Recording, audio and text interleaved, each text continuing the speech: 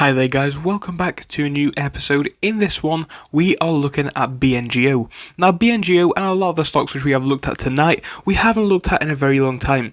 And in that time period, a lot of things have changed price-wise for Bngo.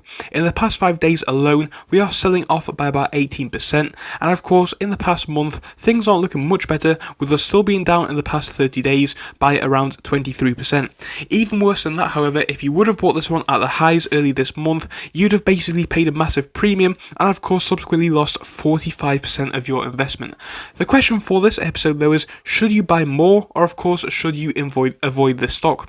Well, of course I am not a financial advisor and it is 100% recommended that you formulate your own opinions, but if you want to hear my opinions, make sure to watch all the way through to the end because we are looking at this stock.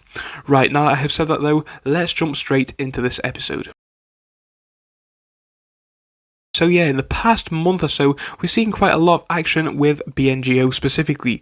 So of course, we are going up by about 39% up until the 16th of February. Now of course, from there, we are basically continuously selling off. Now I think a small sell-off was to be expected from this, as we are obviously up massively in the past 6 months, as you can see.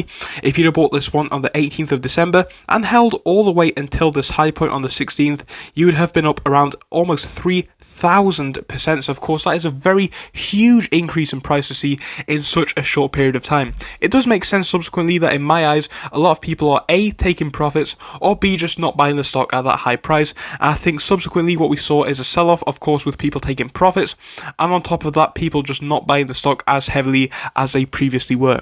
I don't think that's a bad thing at all, because of course when we look at this one in the past 5 days, we are still seeing a bit of that sell-off action, hopefully leveling off towards today, as we are seeing today be a little bit more flat than what we have seen in previous days.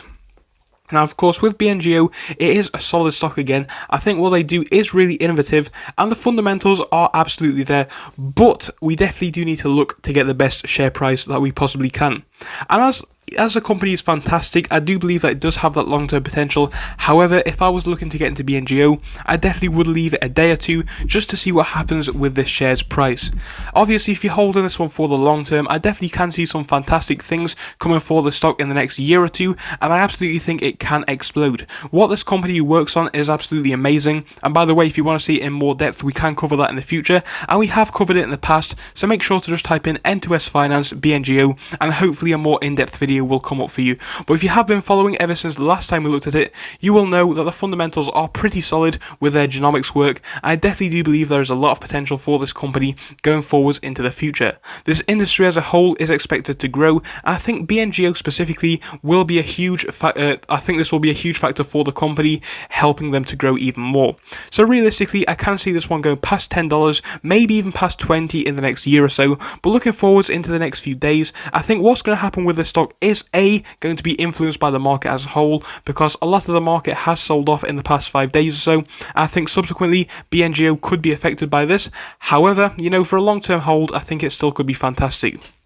I think right now we are hopefully going to level out in the low $8 range. If we can do that, that would be quite fantastic, and I would love to see it. But right now, I would like to see the sell-off come to an end. However, the fact that Bngo is down in the past month, it's not great for people that are holding it, don't get me wrong. However, you could be asking yourself, is now the time to buy more shares of this company? Personally, I think if you are holding this one long-term for the next few years, it absolutely could be, as we haven't seen this price for quite a while. But of course, make sure to stay vigilant and pick a decent price point.